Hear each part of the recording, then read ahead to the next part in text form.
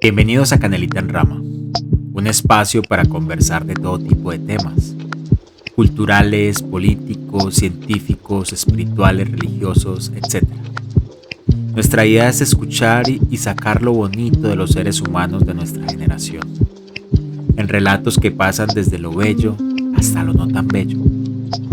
Canelita en Rama es un lugar para escucharnos, simplemente para escucharnos.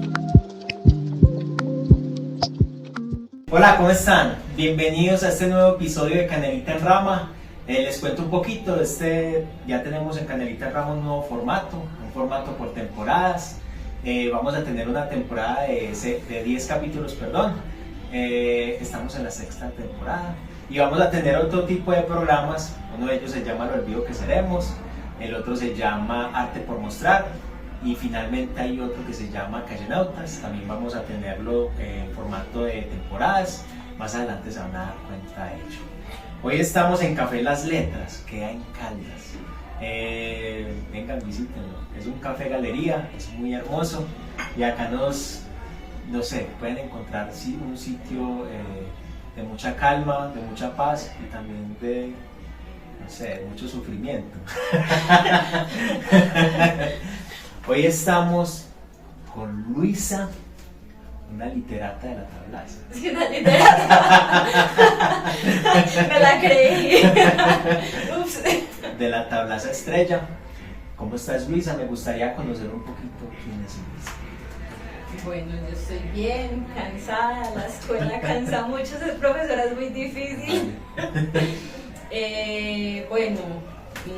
Luisa es una mujer adulta de aproximadamente 30 años, que se dedicó luego en su adultez a estudiar literatura, gramática de la lengua castellana, a leer filosofía, a estudiar arte, a construirse políticamente. Vale. Esa construcción política también cuesta mucho porque es de construir como las formas de educación familiar y darse cuenta que lamentablemente en casa no hay muy buenos modelos a pesar de que hacen lo que se supone que deben hacer, ¿cierto?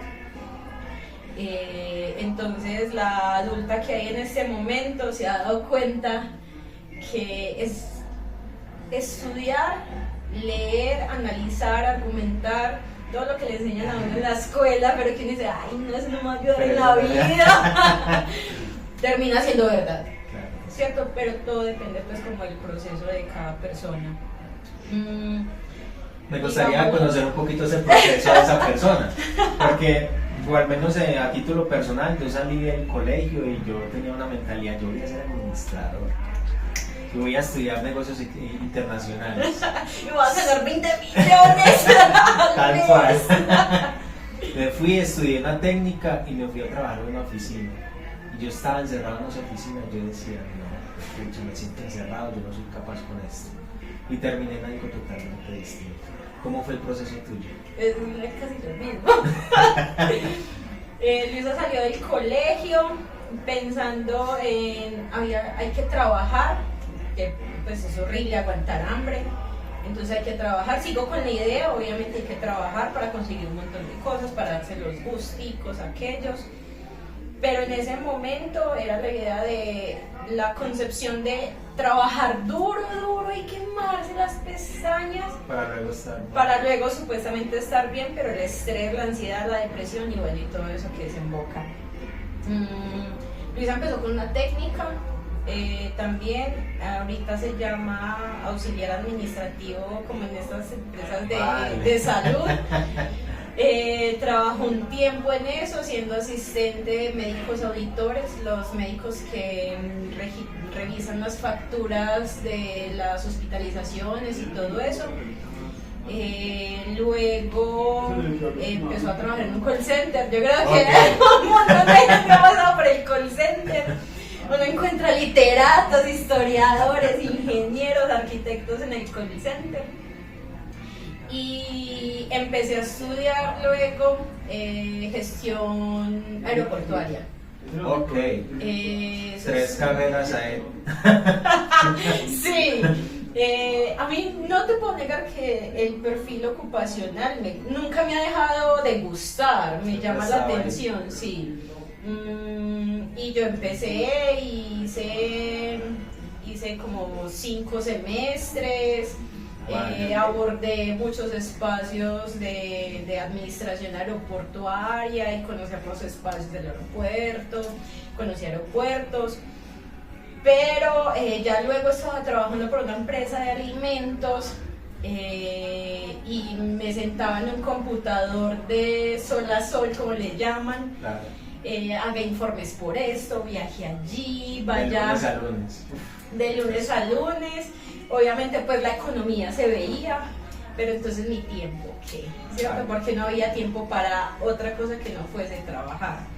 Y estaba intentando terminar la administración aeroportuaria y llega un choque de y yo voy a hacer esto toda mi vida y esto va a ser así toda mi vida. Entonces por ese tiempo tenía una pareja, entonces la pareja decide irse. Vale. Entonces como ese bajón, esa tirada al precipicio, como que ay, ¿y ahora qué hago? Sí, ¿ahora qué hago? Porque habían planes de vida eterna con él y bueno, todas esas vainas que uno se promete que son muy bellas, pero ahorita ya no son tan bellas. Y empieza una a encontrar a encontrar la necesidad de buscarse, Vale. de buscar ayuda, de saberse orientar, de saberse cuidar, de procurarse, de que es que si me compro unas botas, no sé, en cualquier tienda, pero también necesito sentarme con alguien a hablar. Claro que sí, muy importante. Que necesito conocer otros espacios y la carrera cae en picada. Nunca suspendí carrera, o sea, dejé de ir al poli. Pero pagaste la matrícula. Pagué la matrícula y no volví. Y de hecho peleaba un montón porque como no cogía todos los créditos, entonces devuélvame la plata de los otros créditos. Claro. Entonces peleaba para que me devolvieran plata por créditos. Y no, de un día simplemente no quise, o sea, no fue de la noche a la mañana porque ya ven, pues el agotamiento mental y físico. Cuando uno es consciente de eso es muy complicado. Claro. Y uno no sabe cómo abordarlo y una cree que bueno, Luisa tenía la mentalidad de que si iba al psicólogo, eso es para locos. Aunque todos estamos locos, si era necesario. Sí. Pero entonces llegó un punto en el que Luisa no quería cualquier psicólogo y tuvo ayuda de personas maravillosas en ese momento. Y encontró un terapeuta, vale. Bueno, él era un psiquiatra de no sé qué, bueno, no recuerdo, y el señor me hacía terapia profunda porque los días que yo iba era a llorar y lamentándome la vida que estaba llevando y yo, ¿por qué nací? Y un día le dije que yo no sabía qué hacer con mi vida, que cómo era posible que, eso fue como a los 24, 25 tal vez, no recuerdo bien, y cómo era posible que una no supiera esa edad cuando... ¿Qué iba a hacer de su vida? Sí, y porque la concepción que le da a uno la sociedad no es realmente tan marcada como uno cree. Claro. Porque entonces tú naces, creces, te vas a estudiar, te vas a trabajar, formas familia, compras carro, casa, lote, y te codeas con otros. Ay, yo tengo esto, yo tengo aquello, no sé qué, no sé cuántos. Y entonces... Eso es lo que no hacemos nosotros. Muy rico, sí, muy chévere. Y entonces, ¿qué más hay? Porque entonces llega un punto y sí, bueno, yo me compro un celular, no sé qué, y entonces, ¿cierto? Me compro el reloj. A mí me pasó cuando salí de la universidad, ya cuando había estudiado la carrera que yo estaba buscando, cuando salí lo más de contento, yo me enfrenté a la vida, yo yo quería ser profesional, ¿y ahora qué? Soy profesional y entonces... ¿Y ahora qué? ¿Qué voy a hacer ahí? Y ahí es cuando ya, no sé si la realidad o el mundo te aprisiona. Yo tuve 4 años de depresión. Y no está mal, ¿sabes qué? No está mal, sino que es que también la sociedad lo ha llevado a una a que si no se está en el punto del éxito, no eres nadie. Eso es. Y esa persona que tiene depresión también es alguien exitoso porque se está procurando en un montón de cosas, que es difícil y que las otras personas van a mirar a uno raro. No. Usted no tiene nada. A mí me parece tan violento eso, usted no tiene nada. Y yo miro mi habitación, miro a la mamá, miro a la hermana y de un montón de vainas. Claro. Yo es como así. No, y de por sí uno es muy orgulloso. O sea, yo no, al 4.º año yo dije, ay, pues puta, porque yo a nadie le decía yo estoy mal. Yo estaba ensimismado en mi mundo. Y me tocó decir, no, que estoy embalado. Me estoy ahogando. Me estoy ahogando. Y después de ahí hubo como que despierta, ¿no? Me tiene que morir por volver a nacer. Ciertamente. De hecho, por la época en la que sentí mi hundimiento terrenal, también otras personas allegadas a mí que también se están preguntando un montón de cosas, como que era el momento, la edad, las circunstancias de que casi éramos como 3 amigas y todas estábamos pasando como por algo similar, en Vale. diferentes formas, pero similar. Y las 3 miramos como que... ¿Qué? Esto pasa, ¿por qué nadie me había dicho que esto pasaba? Empecé a conversar de eso con el terapeuta y él un día siempre me dijo, ¿usted qué ha querido ser en su vida? Cuando usted le decía a la mamá, yo quiero ser algo de grande, y yo voy donde la mamá y mamá, ¿yo qué quería hacer cuando era grande? No, un montón de cosas, y yo, bueno, me estás ayudando mucho, gracias. Pero una de esas fue, usted decía que quería ser maestra. Vale. Yo estudié mi primaria en una escuela de monjas. Sí. Y recuerdo pues vagamente como que yo quería ser igual a ellas y no sé qué. También tengo tías que son maestras. Tengo una tía que es una de las hermanas mayores de la mamá y las vacaciones era para donde ella, que para reforzar lectura, escritura, las multiplicaciones, no sé qué. Pero yo nunca... Y se sentía muy cómoda. Sí, tranqui, pero nunca le presté atención a eso. Fue también recordando en una empresa en la que estuve donde fui formadora, capacitaba a personas que llegaban nuevas y eso era un parche impresionante. Les tiraba muy duro claramente. Ahora le voy a preguntar sobre eso. Sí, les tiraba muy duro, pero era un parche, me sentía bien y me iba bien.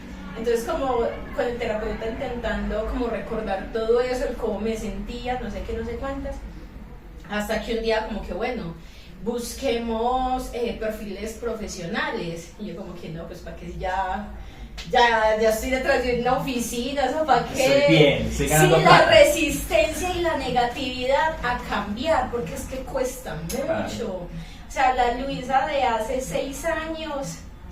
O sea, no hay nada de ella, tal vez la sonrisa, los ojitos, pero no más. Fue muy complicado. Y un día simplemente mirando y buscando un montón de opciones, llegó la licenciatura en literatura. Vale. Y yo como que, ¿será que sí? ¿Será que no? También hay una vaina muy compleja, es que la sociedad nos ha enseñado a que inteligente es quien tiene un discurso para someter al otro. Esta persona sí es inteligente, no los que somos callados, las que somos introvertidas, yo me río mucho pero soy introvertida, las que creemos que no tenemos habilidades, que si damos la opinión cualquiera se va a reír. Y también llegó un punto como que yo sí soy inteligente. Y eso es muy teso porque cuando ya uno empieza a estudiar pedagogía, o sea, todo el mundo es inteligente, porque si no, no te podrías mover a coger algo. ¿Y veías ejemplos de casos de éxito, entre comillas, alrededor suyo? ¿O de pronto se los imaginaba? ¿De éxito en cuanto a qué? digamos, estatus económico. Sí, claro, es que la misma sociedad se la impone a uno por el hecho de que las mujeres empoderadas, exitosas, propias de sí mismas, son las mujeres que tienen cargos administrativos altos, que se dan los estados con los administrativos o que son sometidas por los administrativos. Vale. Pero que tienen su carro y no le piden nada a nadie, que se visten de tal forma, y esas mujeres son difíciles de encontrar, ¿cierto? Entonces hay muchos referentes. Yo crecí con un referente de que había que camellar muy duro, ¿cierto? De que es muy horrible aguantar hambre, es muy violento no trabajar y que hay que someterse porque esa es la forma de vida. Y es el sistema social de Antioquia. De Antioquia, de Colombia, de Latinoamérica. No creas, eso que a usted le pasa no es ajeno, a mí también me pasa mucho, porque me pasa todavía. A mí a veces, pero ya haciendo algo que me gusta. Okay. Ahí sí me dejo someter. Vale. Pero es eso. Y ya luego cuando decido ingresar a la universidad, el choque fue muy fuerte, ¿no? Porque Luisa no había leído tanto en su vida, Vale. Luisa no tenía una posición crítica, argumentar le costaba mucho, pero no argumentar sobre defenderse, ¿cierto? Argumentar cualquier cosa, ¿cierto? Porque es muy fácil defenderse porque el otro te está invadiendo, pero cuando uno tiene que defender algo que no sabe, que es difícil. Pero tiene que sacar conclusiones. Ay, eso todavía me cuesta. Eso es muy difícil. Pero fue, digámoslo que el primer semestre yo todavía trabajaba detrás de un escritorio, haciendo informes, un montón de cosas, y el primer semestre yo me metí de lleno de una forma impresionante que yo no pensé que a mí me iba a ir tan bien, porque pues aparte de la administración aeroportuaria también intenté hacer una técnica en salud ocupacional, vale. Y otras vainas más sí. Para que soy buena, sí. O porque puedo ser valorada. Entonces en este primer semestre yo no sabía qué era sacar, por ejemplo, un 4, un 4,5, un 5, porque en las anteriores era tratando de defender un montón de cosas a la vez: la casa, el trabajo y la universidad. ¿En qué universidad estudiaste literatura? En el Tecnológico de Antioquia. Okay. Me gustaría saber, porque uno llega a la universidad, digamos, entras a la Facultad de Artes. Y ¿A la UDA? Ajá, o la, no sé cómo será ya en el ITM porque no he entrado, pero igual uno como que respira algo.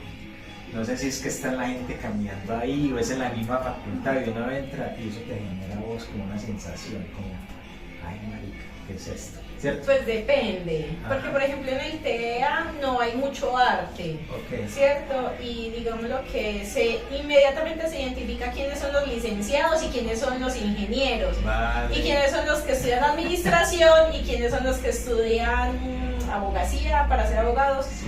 Entonces, pero no son tan insurrectos como por ejemplo en la UDA o en el ITM, que se identifica como la zona de arte o vale.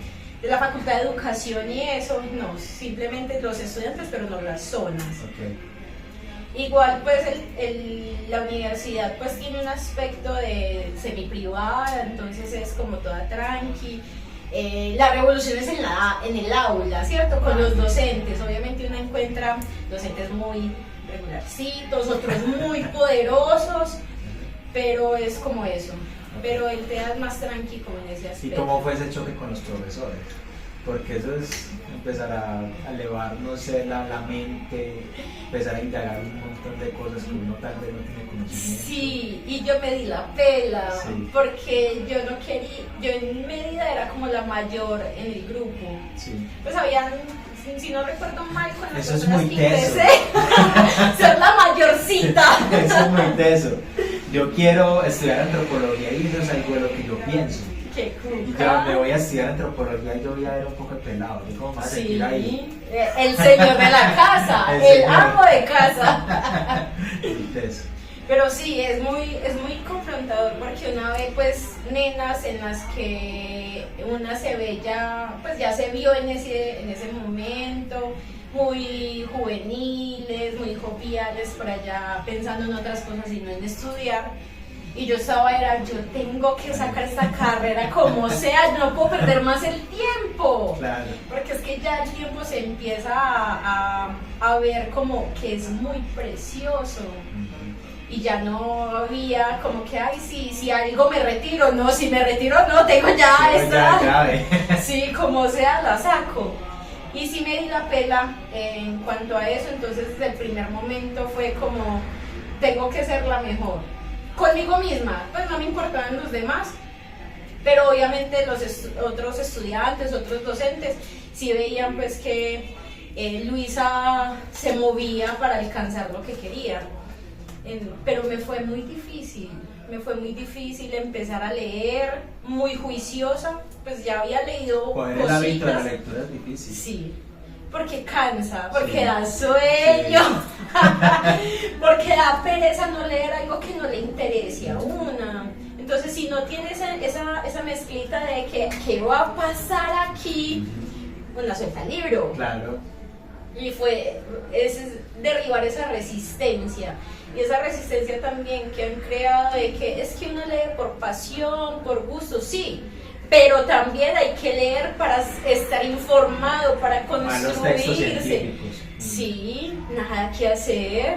Llegó un punto en el que ya leer cuentitos, leer novelas, ay sí, qué rico la novela, pero necesito leer un artículo de antropología, un artículo político. Y ahí es donde llega la filosofía, ¿cómo sí. así? Más o menos. Pero todavía me da lidia leer filosofía, porque hay autores muy densos, pues los viejos son los más densos. Ahorita, por ejemplo, el más masticable, y eso que todavía sigue siendo como algo complejo, es Byung-Chul Han. Aunque también hay mujeres filósofas muy tesas que una lee y hay una lectura un poquito más amena, pero también difícil. Cuando conocí a María Zambrano, que es una de las filósofas españolas que, digamos, le cogí amorcito porque yo quiero ser como esa señora. Fue muy difícil leer a María Zambrano. Es difícil leer a María Zambrano. Bueno, para mí leer a María Zambrano. Yo he visto que ellos van también subiendo como por capas. Sí, entre más aprendizaje van teniendo. Y ahí es donde yo veo un poquito lo complicado de la filosofía como para el resto de los mortales. Para nosotros los pobres mortales. Ellos van subiendo, entonces están en este punto, en esta cima, pero hablan siempre desde la cima. O sea, la otra persona que de pronto lo puedo captar es porque también está en la misma cima. Entonces ahí es donde yo veo una dificultad. Y también es complicado, porque es que llega un punto en el que, digamos, la academia te va exigiendo, ¿cierto?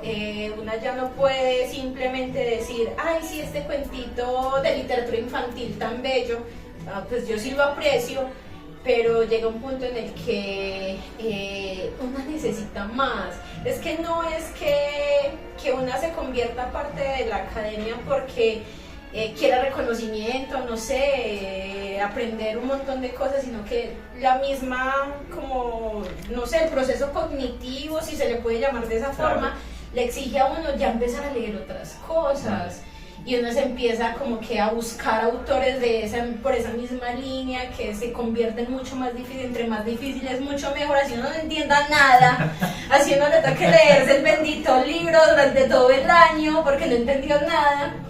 Pero eso llega a un punto en el que se hace como necesidad, pues, o por lo menos para mí se ha convertido en eso, porque a veces leo literatura, cuentitos de literaturas, de cuentos de mujeres latinoamericanas, que de hecho hay muchas contemporáneas muy tesas, pero me parecen tranqui, ¿cierto? Como lecturas amenas, de ocio, de ratico, pero como para que me ponga a ser existencialista, a criticarme la vida misma, tengo que leer otras cosas mucho más tesas, claro, sin quitarle la credibilidad, pues. Pero yo veo como dos vertientes y no sé qué me vas a decir vos.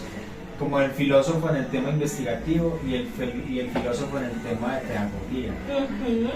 Y yo veo que vos sos muy pedagoga, también le gusta enseñar, y ahorita vamos a hablar un poquito sobre eso, porque el sueño tuyo era ser maestra, ¿cierto?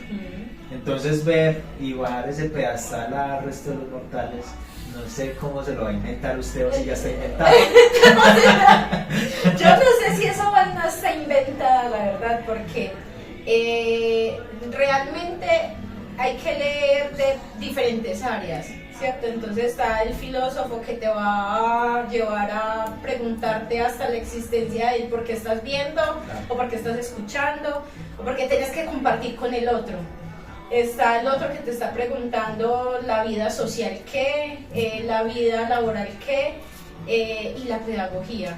Vale. Y a mí me parece muy teso el hecho de que actualmente ya soy profe, y de hecho ya nos vamos a ir por allá, pero hace poco me pasó una vaina muy tesa en una escuela que con un grado en la institución en la que estoy me hicieron preguntarme el por qué soy docente, y por qué toda mi construcción de pedagogía anarquista se fue a la mierda.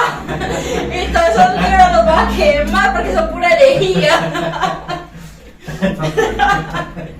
Porque es que por más que uno quiera, o sea, hay formas de llegar a los estudiantes, hay formas divertidas, hay formas lúdicas tal vez, didácticas, metodologías, un montón de cosas, pero a veces el docente le toca convertirse en el papá o la mamá de esos pelados. Totalmente. Y eso no se puede dejar de lado, por más que uno quiera hacer, sí, la profe chévere, porque yo llegué y yo sí soy la profe chévere, no sé qué, cuando ¡tan! No señora, le toca hacer la militar chévere, porque no hacen caso. Y cuando uno empieza a compartir con ellos, a compartir con familias, los vacíos en casa se va notando, es donde uno va viendo cómo está nuestra casa. ¿Cierto? Es algo muy teso, sí. Y eso de que yo ya sé cómo está la casa, para saber cómo está la casa de otros, o a veces uno ni siquiera sabe qué está pasando en la casa, ¿cierto? Y de llegar y decir, sí chicos, vean, vamos a hacer esto desde la educación popular. Y esos pelados, no, ¿para qué? Y cogen tan el celular. Y lo usan. Ah, no, profe, vea, de hecho, hace unos días un chico me dijo, profe, ChatGPT me da esa respuesta. Gracias. Y yo, listo, está bien. Ahora, argumentame por qué. Ah, profe, pero si yo le pregunto a ChatGPT, pero estamos estudiando para que crees tu propia posición, tu postura, tu argumento, y me estás diciendo que ChatGPT. Se abrió la caja de Pandora ahí.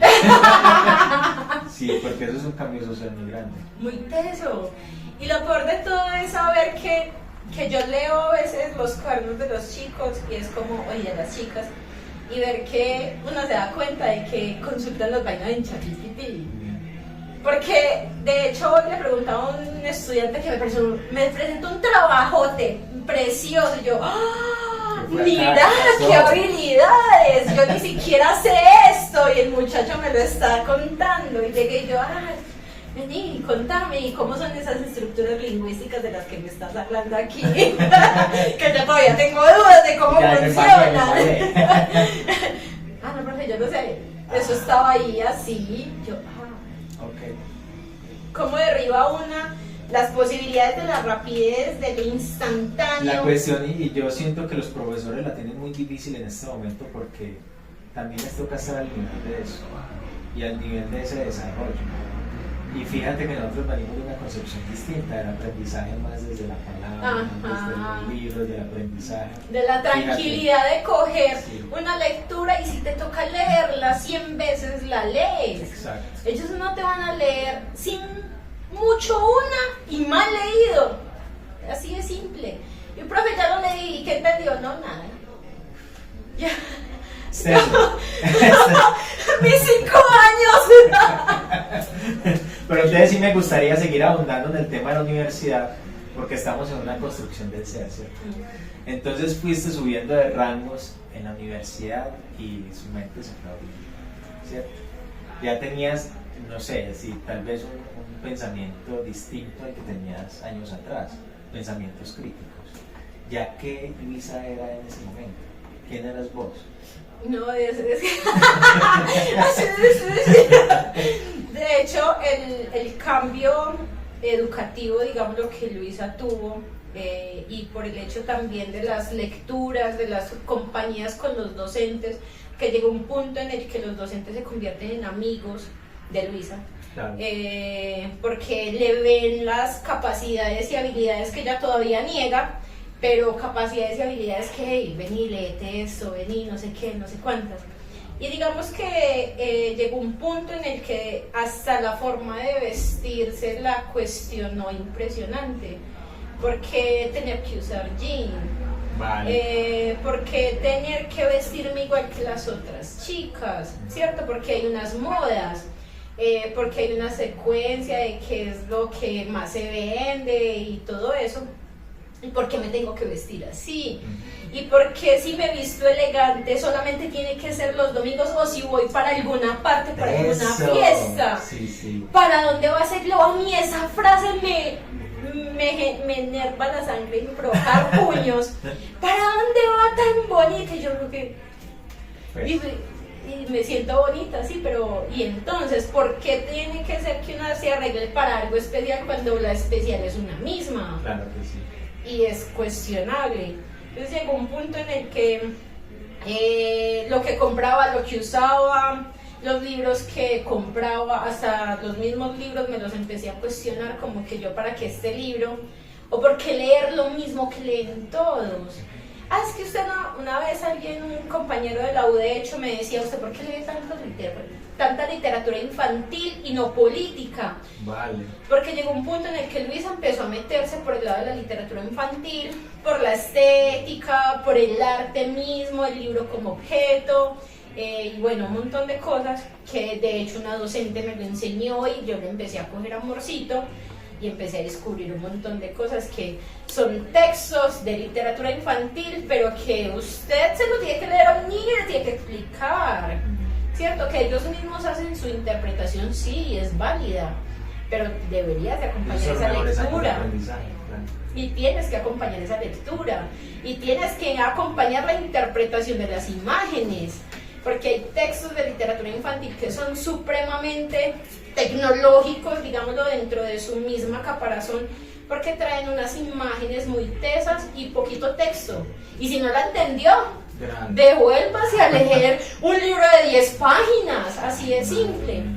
Entonces yo le decía al compañero como que, pues, y tú ya leíste esto que me estás cuestionando y que no está mal, pero ¿por qué tengo que leer a Borges? Sí, muy teso el señor, hay que conocer la cultura general y no sé qué. Y vos ya has leído a Herta Müller, por ejemplo. Ajá. Y es como, ¿quién es esa? Por eso. O sea, vos te volvés especialista en algo y yo me... Exactamente. Sí. Uno empieza a leer lo que a uno le gusta, es lo que uno cree que esas ganas que una misma se pide, empieza a encontrar puntos. Hasta de solo definirse a leer solo mujeres. Vale. Que no las leemos, que en la escuela no la enseñan, que en la universidad no la enseñan. Yo venía con esa pregunta también pensando en cómo está la literatura en Colombia, de mujeres sobre todo, de filosofía, cómo estamos nosotros acá. Hay mucho material, ¿cierto? Hablando de material, pues digamos muy feo de eso, hay mucha mujer escribiendo, de todo. Desde los cuentitos cortos de 100 palabras, palabras rodantes, mujeres haciendo arte en la calle, mujeres muy tesas haciendo arte en otros países, mujeres que escriben sobre política, sobre movimientos feministas, sobre movimientos de masculinidades, sobre críticas literarias. También, por ejemplo, hay muchas profes de la UDA que escriben y publican sus cuentos o sus artículos de investigación y uno no las conoce. Okay. Las conocen allá en el aula. Ahí está el problema. Ya, ¿cierto? Cuando uno se empieza a mover como en esas zonas, empieza a conocer pues un montón, pero solo si uno quiere ir a conocer, no es que lleguen y vení. Es que si lees esto te vas a enterar de otras cosas, no porque seguimos leyendo lo mismo. la malla curricular de la escuela, la malla curricular de la universidad, se sigue moviendo más con los hombres, que no está mal, que son un movimiento muy teso, pero también hay otras formas de llegar a eso mismo, sí. Y yo empecé a cuestionar eso, porque tengo que leer a Cortázar, yo no quiero, yo sin mucho me he leído Rayuela y ya. Entonces, ¿por qué? Sabiendo que hay otras mujeres más tesas. No sé, en este momento hay una que me cala mucho, que de hecho es del movimiento literario contemporáneo de mujeres, y es Mónica Ojeda. Vale. Esa señora es una literata muy tesa y tiene unos cuentos muy tesos y tiene unas novelas muy tesas. Claramente las temáticas son para una minoría, cierto que la conocen mucho, sí, porque publica en España y llega a Colombia, pero también somos pocas las que la conocemos, o pocos los que la conocen. Yo no sé, yo también escribo y uno está como en su momento en que quiere que todo el mundo lo conozca. Que todo el mundo me conozca. Pero al final nuestra literatura le va a llegar a quien tiene que llegar. Sí. Entonces, es que, bueno, hay un tema muy teso con las mujeres, y es que las estas donde sacan los libros promocionan las editoriales promocionan más hombres que mujeres. Sí. Y es muy teso, hasta las mismas universidades. Sí. Hasta las mismas universidades. Pero yo siento que también a esas mujeres les escriben a quienes tienen que llegar. Sí. Por ejemplo, esa escritura, vos la tenías que leer. Tarde o temprano va a llegar a vos. Exactamente. Entonces, eso es lo que me parece como mágico de la escritura. De hecho, es muy teso porque uno empieza como a estudiar antropología de mujeres, o bueno, yo decidí hacerlo por cuenta propia, y se da cuenta de mujeres antropólogas, filósofas, literatas que han publicado un montón y que los libros son casi inasequibles. Es que ahí está el problema. Porque son re costosos, son muy costosos, y para prestarlos en biblioteca a veces ni siquiera están en la biblioteca. Entonces es como que... No, imagínese, para uno prestar una biblioteca tiene que tener conocimiento de esa escritora. Ajá, exacto. Voy a ir directo a conocerla, pero de que esa escritora le va a llegar a uno por osmosis, olvídese. No, o que la van a promocionar. Exacto. Porque sí, promocionan muchas, pero ¿cómo? ¿Cierto? Que también es cuestionable, y que en el estado capitalista en el que estamos se mueven ese tipo de vainas. Pero también que Cuca, que por ejemplo Luis ha leído un montón y llega y te dice, yo no te voy a leer a Gabriel García, no te voy a leer a Borges, aunque me gusta Borges pues, pero te voy a traer a una señora que se llama Chantal Maillard. Vale. ¿Y de dónde salió esa señora? Yo no sé dónde salió esa señora, pero la señora es muy tesa. Ajá. Y escribió, yo creo que todavía está viva, escribe filosofía, mucho sobre antropología de mujeres, movimientos de mujeres, todo lo que le ha pasado en la historia de las mujeres, y las conocen poquitas personas, y yo te lo voy a traer y lo vamos a leer. Así es simple. Bueno, yo los he visto porque ya he estado en clases suyas. Exactamente. Y siempre lleva libros de mujeres, eso me parece maravilloso. Exactamente. Luisa, ¿a usted le gustaría escribir? Ay, eso ya lo habíamos hablado. Pues, a ver, digámoslo que Luisa no valora mucho las formas en las que escribe, porque esa misma exigencia de lectora llega a un punto en el que lo que escribe creativo no es tan bueno. Vale. Y de pronto lo que puede ser como muy académico es muy académico, entonces no lo va a leer cualquiera, ¿cierto? Digámoslo que eso también lo transformó el trabajo de grado de la carrera, porque fue exigente, porque era algo nuevo para mí y yo no quería presentar cualquier cosa. Entonces, y también hacer ejercicios de crítica literaria, que de hecho eso fue gracias a otro docente que llegó un día simplemente y dijo, vamos a hacer crítica literaria. Ah, bueno, no, eso está mal hecho, hágalo otra vez. Y, ¿qué? Pero si yo escribo muy bien. No, se escribe muy mal. Yo, sí, bueno. ¿Y en qué se basa para decir, bueno, hay un poco de cuento? Sí, o sea, desde la crítica literaria hay un montón de cosas que tienes que abordar, y más que todo leer a otros con los conceptos, para traer esos conceptos y formarlas. Eso. Sí, porque está bien tu Pero yo opinión. siento, Luisa, que un día vas a patear el porte y vas a coger todo y vas a sentar a escribir. De Porque pronto, tienes mucho para contarle la vida. Sí. de Me pronto parece sí, muy tal importante. vez no. No sé. O sea, sí he intentado hacerlo y tengo mucho tal vez, pero no como el punto de decir tan, porque he intentado presentarme. De hecho, la universidad una vez me publicó un cuento y ay, ve, publicaron un cuento mío. Y luego me presenté otra vez y no fue tan bueno. Ay, esa frustración no es fácil. Pero de ahí tengo muchas discrepancias. Una de esas es, yo siempre me debo medir con otros escritores, con festivales y con estas cosas. No, pasa. Es verdad. Hay algo que, y yo lo dije alguna vez, yo creo que usted estaba presente ahí, y hay público para todo. Ciertamente. Para todo, así uno escriba mal. Siempre va a haber público para todo, entonces uno cohibirse de ser feliz con las letras, no, hágale, si le quedó bien bonito, y si no va aprendiendo, porque esa es la importancia, uno aprender mediante los errores. Sí, es cierto, eso es verdad, pero por el momento todavía no me la creo. Ojalá llegue el día porque yo quiero estar leyendo. Luisa, y entonces terminaste la universidad y ya empezaste a encontrar otro mundo. Ay, sí. ¿Cómo fue? Pues la verdad, llegó un punto en el que cuando terminé semestre y yo, oh Dios, y entonces, ajá. Y eso que no me tocó esperar tanto para empezar a ejercer, Vale. como a otras personas que sí les toca esperar un montón.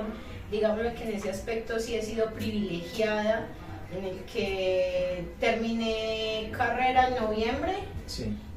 tuve que esperar diciembre y en enero empecé.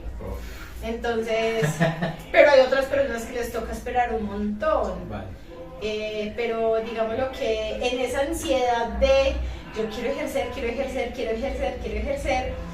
ejercer en la escuela porque yo voy a cambiar el mundo. Porque yo tengo todas las capacidades y habilidades para hacerlo. Llego a una escuela que es cristiana, Sí. donde las formas de educación no son tan diferentes, ¿cierto? De hecho, hay una casi libertad de cátedra, Vale. porque llegó un punto en el que me dijeron proponga para el plan lector. Eso sí, sea cuidadoso con los Con lo textos que va a elegir, Correcto. porque tampoco pues voy a llegar a un grado séptimo, Anarquía ahí. a un grado séptimo que le damos perspectiva de género. Ajá. Porque bueno, sería interesante hacerlo, pero depende si ya lo has llevado a ese tipo de lecturas y hay que hacerlo con mañita, o a llevarles textos anarquistas que no van a entender, entonces no. Pero sí, en ese aspecto fue como, elija, te lo permitimos hacer, sé cuidadosa. Eso fue lo único que me dijeron y yo pensé que yo iba a llegar y vea, Ok, soy con las siga al pie de la letra esto, porque cuando me dijeron, pues cuando me llamaron a entrevista y eso, yo dije, ay, yo no creo que vaya. Y yo toda tatuada, con piercings, expansores. Y la rectora me va mirando y yo digo que Bien. soy una profesora anarquista. Sí, claro. Eso me quedó en otro lado, porque ya llegar a enfrentarse al aula y encontrar estudiantes que no han leído, que no hacen nada, que los papás les hacen las tareas. Ay, eso. Entonces ahí es donde está, me gustaría entender un poquito también como primero tenías un sentido poético de la enseñanza, ¿cierto? ¡Claro, obvio! La enseñanza como mi poesía y ya enfrentarse a la enseñanza como tal, que tal vez no es tan fácil. ¿Cómo es ese choque entre las Me ha distintas derrumbado, velocidades? me ha derrumbado muchas veces. He llegado a la casa y he dicho, me No más. quito las gafas y como que, Dios mío, eso es muy teso. ¿Yo qué les voy a decir? O también me pregunto a veces, ¿realmente soy buena? Vale. ¿Realmente sí estoy haciendo bien? O realmente realmente sí les voy a aportar algo, o sea, ni siquiera tanto como trato de llegar y planear las clases, hacerlo lo más amenas posible, porque igual la institución no les permite los celulares a los chicos, entonces digamos que esa parte digital sí aísla un poco, porque la institución le quiere apuntar a que el estudiante tenga su postura crítica y no desde lo digital, que lamentablemente pues hay muchas herramientas que son interesantes, pero que entre menos lo use mucho mejor. Entonces se usan los libros de texto, que para mí ha sido muy teso llegar a un libro de texto y ¿qué clase voy a dictar según el libro? Ay, teso. Sí, cuando llegó un punto en el que, por ejemplo, en las prácticas universitarias yo planeaba mi clase de la forma en la que yo creía que era bien. Claro. Y saber que en la escuela tienes que ver unos temas específicos porque ya vienen pues por mallas curriculares de la Secretaría de Educación, de lo que en la Convención de Educación Colombiana se debe ver para que puedas pasar las CICFES. ¿Cómo es eso? ¿Cómo es eso como persona anarquista? Ex-anarquista. Porque yo también tengo ciertos reparos con eso. Sí. O sea, la forma, y yo también me veo, porque por ejemplo, yo porque tenía que salir estudiando administración. Muy teso, ¿cierto? Hay otros países en que los niños empiezan a ver los perfiles desde niños. Si yo soy bueno en arte, desde niño me van programando y me van trabajando, y al final soy un artista, ¿cierto? Y acá en Colombia hay empecinados en que todo tiene que ser así, marchar. Yo con el tema de los exámenes tampoco estoy de acuerdo. Las anotaciones. Claro, porque el pensamiento crítico, al menos en mi concepto, no se venía desde ahí. Entonces hay muchos temas. ¿Cómo es esa falla curricular? Es lo que hay. O sea, primero que todo es lo que hay, ¿cierto? Es lo que está en convención por un montón de cuestiones, que cambiar la educación es muy complicado, por más que uno diga, yo soy consciente y soy crítica de que hay que cambiar la educación, pero entonces llega un papá y me dice, profe, exíjale porque es que en la casa no hace nada. Vale. Señores, eso lo tiene que hacer usted en la casa. Unas cuestiones así. Y es complicado, pero digamos lo que yo derrumbo un poco, toca de a poquitos, ¿cierto? Y digamos que yo doy dos cursos, uno que es el de lenguaje, donde vamos a ver todo lo que es gramática, entonces la construcción de textos, la construcción de las oraciones, los procesos fonéticos y bueno, todo lo que se ve en lenguaje que ellos no van a entender, pero que lo tienen que ver, porque no les gusta, pero lo tienen que ver.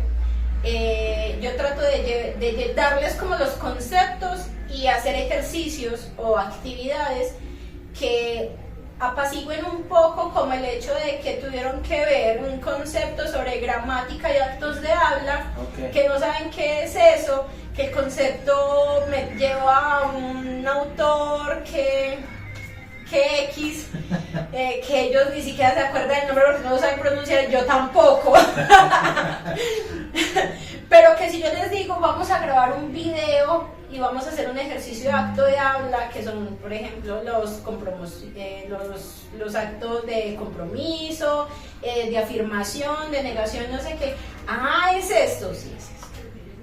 ¿Cierto? Entonces digamos lo que en medida derrumbo un poquito eso de pronto con los ejercicios, pero los temas los tienen que ver, porque entonces van a evaluar la institución y ¿qué van a hacer? Van a revisar qué es lo que está viendo el estudiante, que si esté vinculado a saber. Exactamente. Entonces digamos lo que de pronto se derrumba un poquito en ese aspecto, y el otro es el plan lector, que en ese bueno, y tengo otro curso que es artes.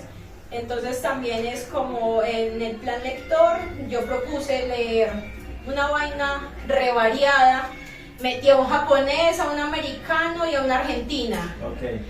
Y los chicos, por ejemplo, Samantha Schweblin es una argentina contemporánea de unos cuentos muy tesos, son tesos. Los chicos me dicen como que, ese cuento tan cortico, pero no entendí. Yo, Muy bien. Léelo otra vez. Todavía tengo un estudiante profe, no entendió el final. Yo, léelo otra vez. Entonces, digamos que en ese aspecto, no leer como otra vez, porque vamos a leer el maestro Siluela. Yo no me he leído el maestro Siluela, no sé qué es eso y no lo vamos a leer. Pero bueno, tal vez algún día me lo lea. Y el otro curso es artes. La institución sí tiene algo como muy bello en ese aspecto, y es que tienen como, no artística, ¿cierto? Sino como unos grupitos, por ejemplo, quienes puedan tocar instrumentos, sí, algo así. Quienes quieran tocar instrumentos musicales, danza, dibujo.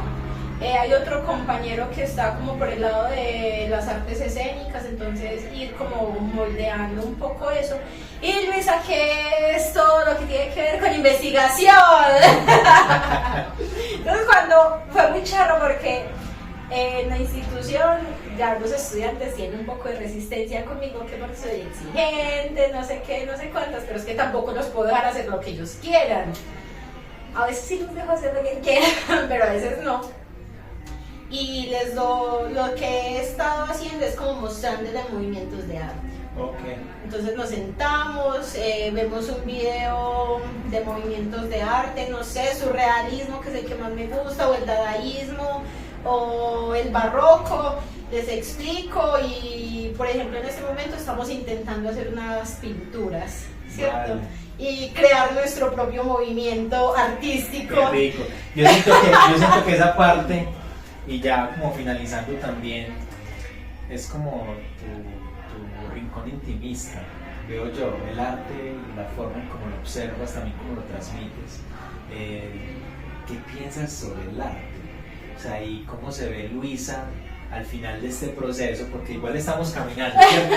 Pero ya has ido terminando algunos ciclos. Terminaste el ciclo después de salir del colegio, que es la casa, y enfrentarse a la realidad, allá tener como un conocimiento de, bueno, qué es el mundo en que la está rodeando, que es la universidad, y ya está como en un proceso ya más personal de yo qué voy a hacer como persona en el mundo, ¿cierto?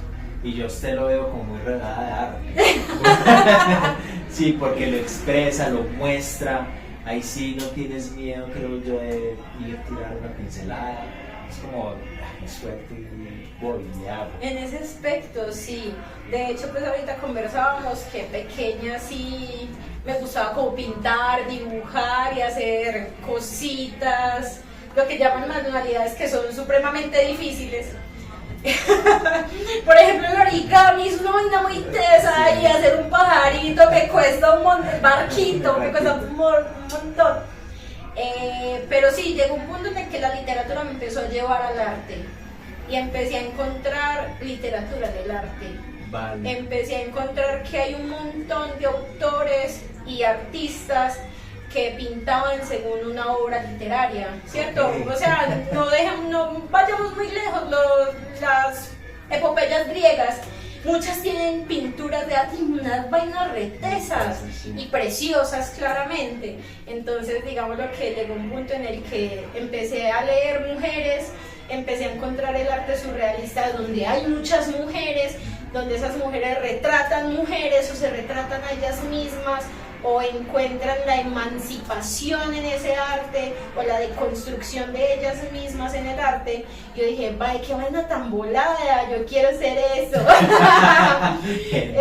He intentado pintar, me creo que pinto acuarela, alguna vez intenté con óleo, me pareció muy difícil. Sí. Aparte de que no he recibido clases de pintura, como alguien me explique cómo se mezclan, yo no sé nada de eso. Yo un día simplemente tenía un óleo, cogí el dedo y ¡ay, eso pinta! Y quedó hasta bonito y se lo regalé a una amiga, que fue mi primera obra de arte en óleo. Me quedó divina, pues para mí. Y fue surrealista, para que me ajustara. Y tengo otras pinturas en acuarela y en acrílico, también muy surrealistas, digo yo, ¿cierto? Pero he encontrado también como esa compañía en el hecho de que si leo algo lo puedo pintar. Vale. Y también he tratado de transmitirle eso a los chicos, que si yo veo algo lo puedo pintar. Eso es una sinergia muy bonita. es muy bello, Sí. es muy complicado, a mí me parece muy complicado. Eso es como dividir y multiplicar. Me parece muy complicado. Pero es el hecho de, por ejemplo, ver estas obras de alguien que desde lo horroroso, lo terrorífico, lo monstruoso, lo grotesco, me parece precioso. Y es como también esa psicología oscura del humano, ¿cierto? Del proyectarse en el que tenemos un montón de cosas tan escondidas que no conocemos, y el arte lo lleva a uno a tal vez a comprender o a conocer, por lo menos mirar de reojo que existen unos vacíos oscuros y eso nos pasa a nosotros profundos. los artistas. Yo cuando estoy escribiendo, cuando estoy pintando, soy otra persona. Pregúntale a ella, que está aquí con el... Yo soy una persona totalmente sombría. Y Yo eso soy me muy parece- oscura, Sí. aparte de que me he visto muy oscuro a veces, pero me gusta mucho todo lo que tenga que ver con la oscuridad, y ni siquiera es porque, ay sí, el demonio y no sé qué, no, eso trae a fondo una psicología del aspecto y del comportamiento humano tan teso, que eso no es ni satánico ni nada de eso, es el cómo nosotros mismos ocultamos un montón para que nadie nos vea. Bueno, Eso es yo voy a dejar muy bello. para la segunda entrevista que vamos a hacer, vamos a hablar de las brujas. Ah, eso sí tengo mucho de qué hablar. Ese es un tema muy bonito. Misa, ¿qué le dirías a la niña suya de antes? ¡Ay, qué complicado!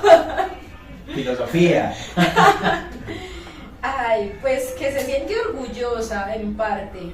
Todavía se le complica un poco la existencia con el hecho de saberse procurar y valorarse, pero creo que hasta donde ha llegado se siente orgullosa.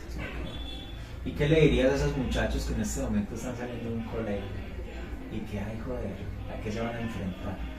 Ay, es que es muy complicado, o sea, eso no deja de ser complicado porque todo depende de la educación, del contexto, de las metas que nos imponen, Vale. porque tengo estudiantes que quieren ser millonarios, otros que quieren ser narcotraficantes y que me han dicho en la cara, profe, es que usted no es mi ejemplo de vida.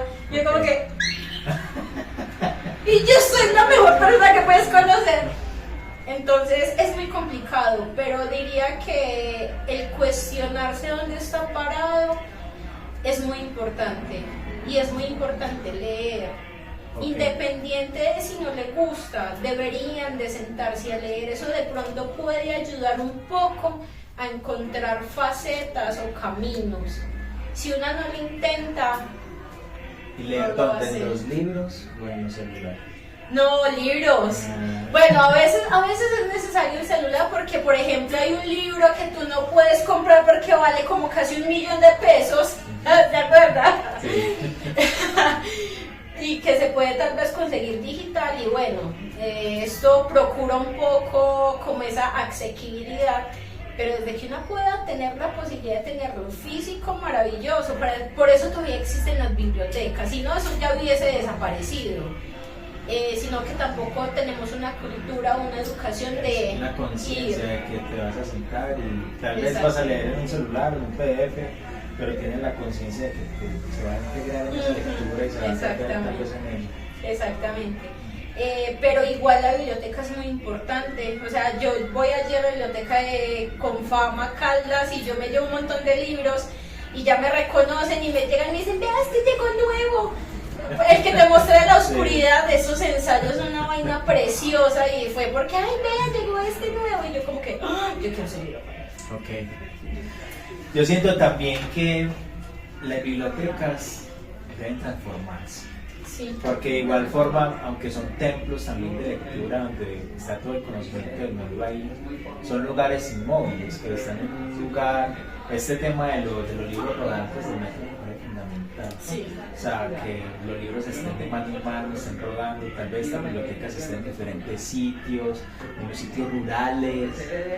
Bueno, en Me ese parece aspecto importante. podría defenderlos porque sí, se mueven, sí hay muchas cosas. Lo que pasa es que no hay una educación, ¿cierto? Ok. Porque El tener una laptop es mucho más fácil y me quita menos tiempo consultar en casa y tener internet en casa que ir a la biblioteca, buscar el libro, sentarme a leer a ver qué me sirve, cuando en digital puedo dar control B, palabra clave, me encontré, leí ¡ay, esto me sirve! Sí, es que yo siento que ahí debemos integrar otras ramas del saber. Tal vez el arte podría ayudar mucho a traer personas acá, que sean más orgánicas. Que uno llega, cuando tenga la necesidad de que, yo quiero hacer sitio porque allá me siento bien. No es simplemente yo voy a ese sitio porque voy por un libro, sino voy a encontrar todo un mundo de experiencias. Un espacio tranquilo. O sea, el considerar la educación del silencio es muy importante. Y yo la encontré muy adulta, pero a uno le deberían de enseñar eso en casa, sino que es que también existimos por la educación del grito. Porque somos niños y niñas con ansiedades, depresiones, hiperactivos, algunos autistas, y nos gritan un montón porque no hacemos caso, y les gritamos un montón porque no hacen caso. Pero también creería que así como gritamos, también es como que bueno, ya te grité, pero ven, sentémonos y quedémonos en silencio un momento. O sea, la importancia del estar en silencio eso ya ni existe. Una se queda en silencio en una pandilla y esta era tan rara. Sí, Luisa, muchas gracias. Muchas gracias por abrir todo ese mundo filosófico también. Que es tu ser. Muchas gracias por mostrarse, muchas gracias también por existir. Yo también quiero agradecer por existir a las personas. Muchas gracias por enseñar. Tener esas ganas de quieres mostrar lo que haces, me parece fundamental. Y con los maestros acá en el mundo. Muchas gracias por eso. Muchas gracias también por caminar. Sí, por transitar, porque uno va aprendiendo con los pasos. Sí. Y yo sé que todo lo que has aprendido le va a llegar a mucha gente. Yo sí espero eso. No, ya le está llegando, porque digamos que en este momento estás con el primer grupo, pero aunque sea un solo niño que la está observando usted, tal vez pueda cambiar totalmente la generación. Entonces, muy importante lo que haces, muchas gracias. La esperamos acá en la segunda entrevista. Pues así tengo que estudiar más. No, así va a ser.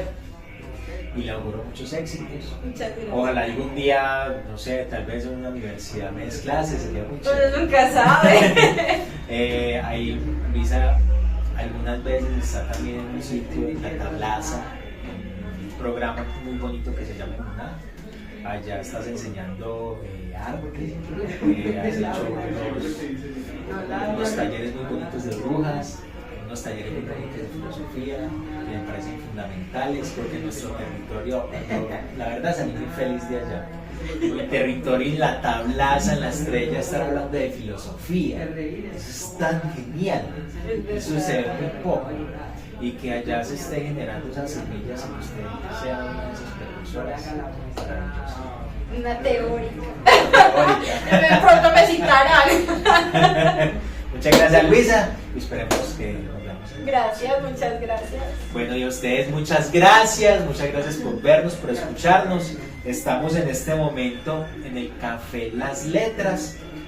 El Café Las Letras queda en Caldas, 3-4 cuadritas yendo hacia arriba por la 50.